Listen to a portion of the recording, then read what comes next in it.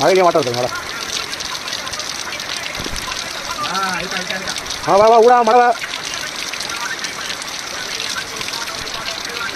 Car வா எல்லாமே இருக்கு.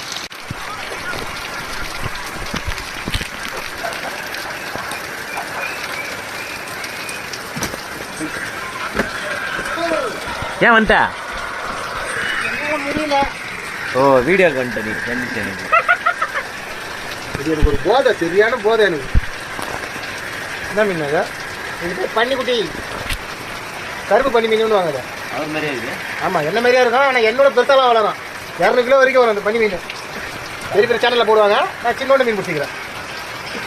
என்ன ஓகேவா?